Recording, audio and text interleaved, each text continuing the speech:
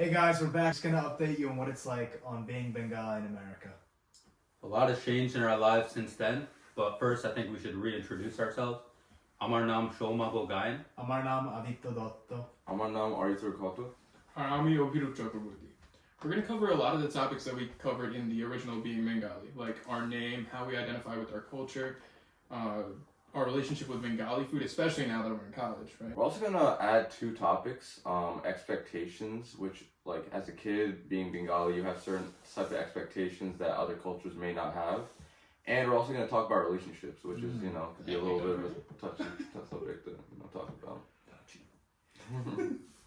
So last time we started talking about our names, and we had a lot of humorous experiences with American people trying to pronounce our names.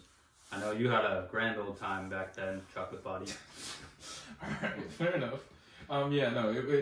My name went from like Obiroop to Abiroop to Abi, and then Reevu went to Reeves, which is not what people at college call me, But I don't know, it changed over time, that's how I changed my identity. I know you had some different stuff, Samantha. Yeah, so in high school everyone called me Samaba. Americans doing their best they could to pronounce Shomabo. I mean, not that bad in my opinion. Sometimes people, Indian people would ask me what's your name, I'd say Samaba. They'd be like, what? But That's actually pretty good, Samantha. But at college, a lot of my friends, I met them playing soccer. So when they first asked me what my name was, I said, call me Simba, because it's way easier to remember. Next day I come back, they're like, yo, we want Simba on our team. Like if I said Samaba, would they want me back? I don't know. Dude, that's happened with me too. People would not be remembering. Well, in Bengali it's Aditya, right? In American English it'd be like Aditya or Aditya. They were not remembering that. But I had this ill-fated rap career. People started calling me Diddy, and even now, like I'll say, oh yeah, you can just call me Diddy, and they're like, dude, that's a sick name, man. Shut up, bro. I mean, that's like similar to me too. Like my Bengali name is obviously Orithro, but a lot of American people like they can't say that, so they just change it to Aritra, and then even that's like too complicated for a lot of them. So I just go by Ari now, and it's pretty easy to remember, and so that's what I do. I think we can all agree we don't get as many surface level questions about our names anymore, but we do get some questions about differences in how we grew up. Is that right, Reeves? No, yeah, for sure. Like the cultural differences is something that, creates a lot of like separation between me and other like American kids. We didn't go fishing nearly as much as some other people. We didn't go skiing or anything like that. And so when I tell people that originally, they have this kind of shocked or maybe even judgmental expression, not in a negative way, but then I get the opportunity to tell them like, hey, even though I didn't do these things, I had a great life. Like, you guys are practically my brothers. You know what I mean? I have a great relationship with you guys. I've traveled the world, and I've been so fortunate for that. Right? And so I think it's genuinely just those just differences in how we grew up, how we were raised. I know you guys have something to say about that, right? Yeah, I noticed, a few things about one key difference in how we were raised, and I don't think this is specific to just Bengali families or even Indian families, but immigrant families in general. I think as kids, there's a lot more respect. There's a lot more, we have to listen to what our parents are saying. For example, I have an American roommate, and I'm really good friends with this guy. But, the other day I was making him dinner, and I put some vegetables on his plate, and he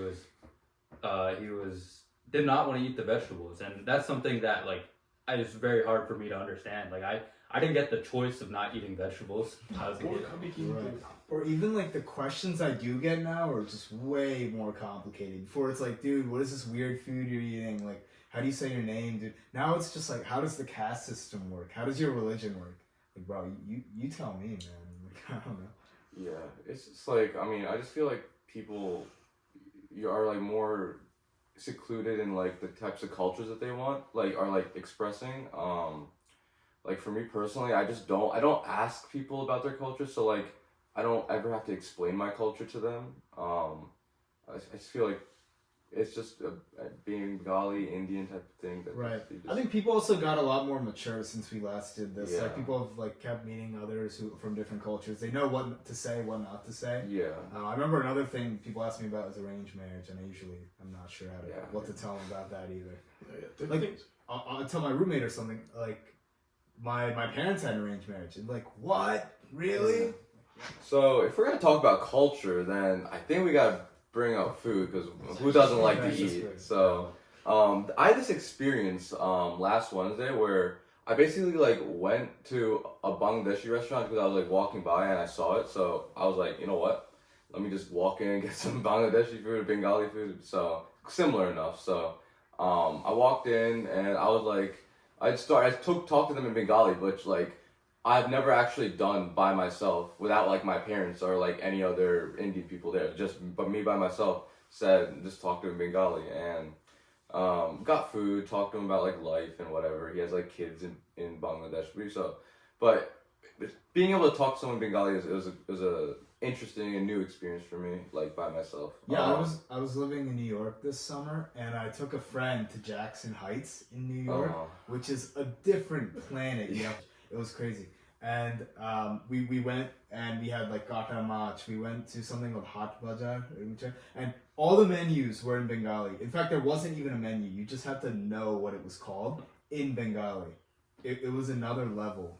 Did you know all the stuff? You know what you wanted to get? I knew what I didn't want to get. I was Yeah, you gotta know your stuff. right, and I straight up couldn't read the menu because it was in Bengali, right? And so then I had to go up to the actual like little glass they had in the counter and be like, oh, ita kabo. No, Chico and I talked about it. We were like, oh, we'll make some dough. Never have in our entire time at this apartment ever. Like in theory, that was amazing. Yeah, for sure. No, but this man's But- chefing. This man's chefing for sure. Like, Yeah. I mean, yeah, okay. I wouldn't say I'm a big time chef or anything, but you know, I do cook for myself fairly often.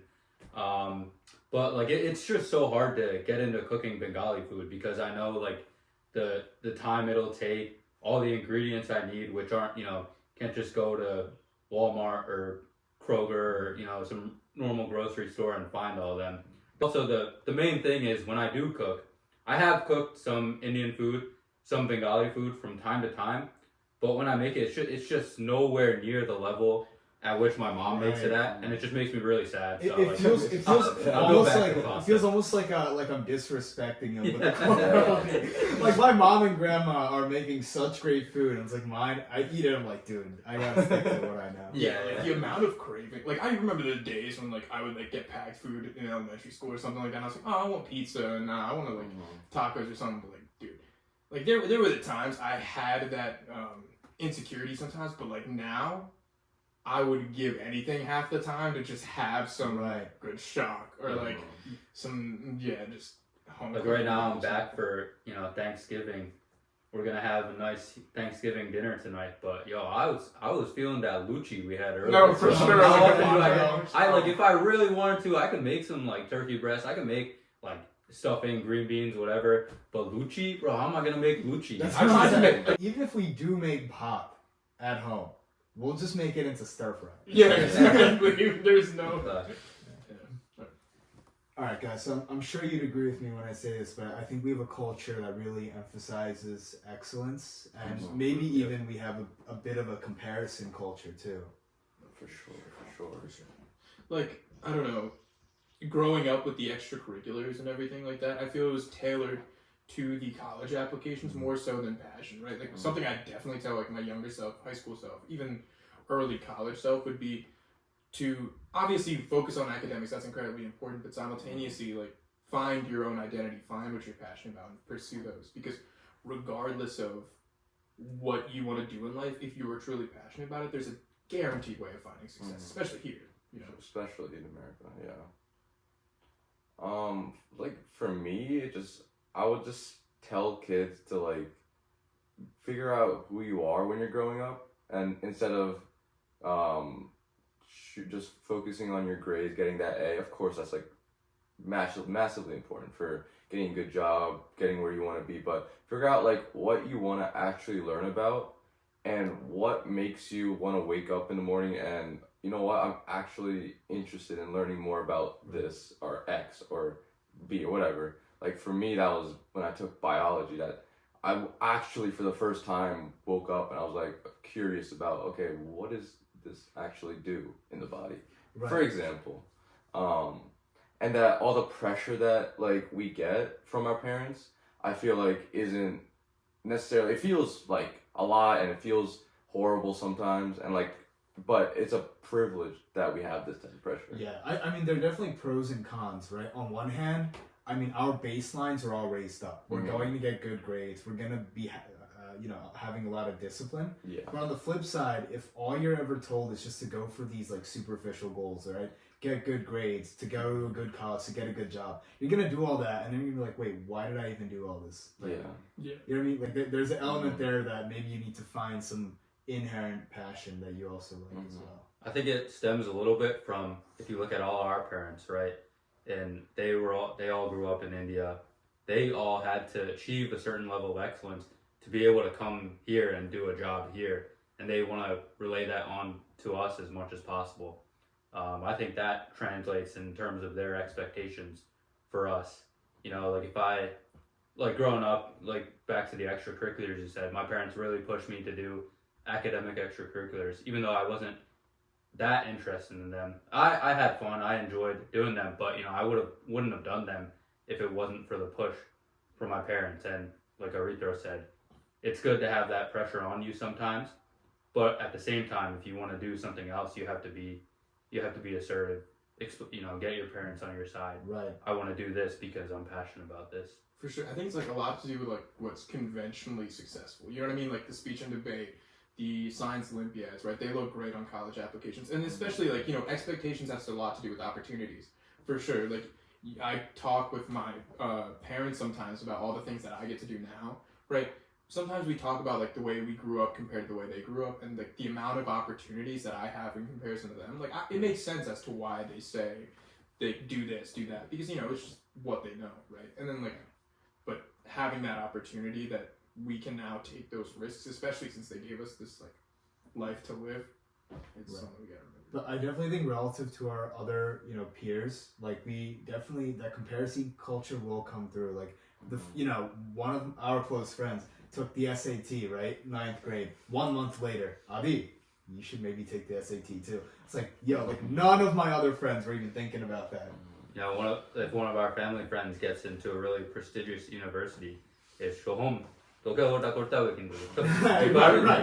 Yeah. I remember when Shulman got into the gifted program, and then my mom immediately emailed my guidance counselor to see if I can get in, and I was in like 2 months later. Right. It's like, oh, he got into Penn. You can follow your dreams as long as they lead to Penn. Yeah, exactly. As long as your dreams also take you. Yeah, right. Or better, Your or dreams better. must lead you. Yeah. And then when you're at Penn, it's like, all right, keep following your dreams as long as they lead to 6-figure salaries starting. No, yeah, for sure. I don't know. That's one thing when coming into college, that was like, for sure something that I struggled with. You know, I mean, I would tell myself now to be more social, like to explore more, right? Because I had to figure out who I was when I got to college, right? Like what my identity is, what I like to do, and all that extra stuff, right? And so, I don't know, really defining how I adopted the same drive that my parents have for success, right? But with so many different ways of success, like I had to balance the expectations, right? Which are, I understand the idea behind those expectations, but tuning them to my own identity was something that I definitely had to like learn how to do. For sure. Like when you get kind of plunged into the grind that quick, I think I also figured way more stuff about myself in college. Yeah. I don't know what it's like though for non-Bengali people. Yeah, I mean, yeah, I couldn't tell you that. But I would just say, like, for a kid, I would just say, like, just talk to everyone. Don't, like, put yourself in a box of, like, maybe Bengali culture could sometimes do that, sometimes not. But I would say make sure you talk to people. Yeah, for any like kid who's listening, right? One thing I would tell you is sometimes you for sure have to keep your head down, right? Sometimes you have to get the work done, and that's what's important in that moment. But every once in a while, make sure you bring your head up. Make sure you understand where you are, and who you're becoming, where you're going, because that's for sure something that will not only get you to be successful, but it will make you happy in your success, for sure.